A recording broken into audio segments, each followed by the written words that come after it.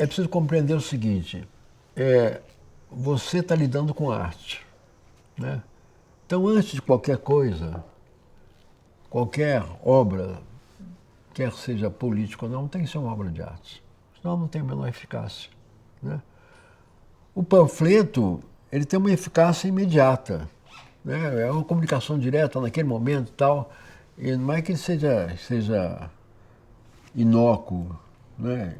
E seja condenável, mas ele foi feito para morrer, né? E a obra de arte, ela pretende atingir uma profundidade muito maior. Ela, ela, ela, ela ultrapassa o seu momento específico, né? Então, quer dizer, se eu estou no momento da ditadura, por exemplo, né, você precisa panfletar. Não precisa ter essa prurido de eu quero criar uma obra de arte eterna. Isso não existe, né? Agora, se você não está nesse período, ou mesmo estando nesse período, quando você está fazendo, se dedicando a uma obra de arte, seja ela política ou não, antes de mais nada, tem que ser eficaz como obra de arte, meu amigo. Então ela morre ali, né? Seja politicamente engajada ou não, né? Eu acho que é um julgamento muito estreito a esse respeito, né? Quantas obras, quantos textos teatrais que falam apenas da minha individualidade não morreram ali mesmo, né?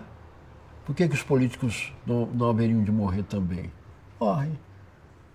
Só não morrem se eles são realmente uma obra de arte, né? Que aí ultrapassa o tempo, não importa que tema eu vou abordar.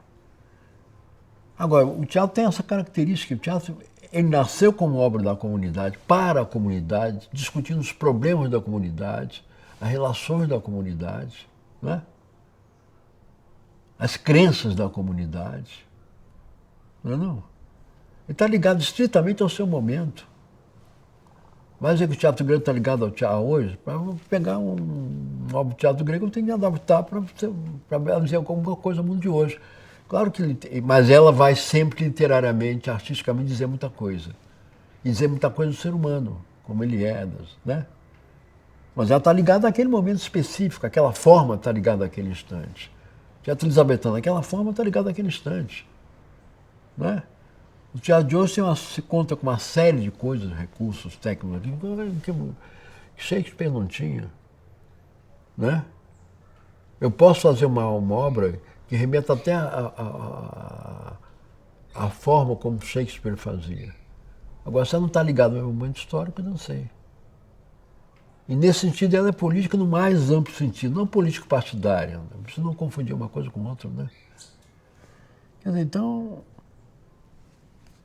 se você é artista, o que você pretende fazer é uma obra de arte.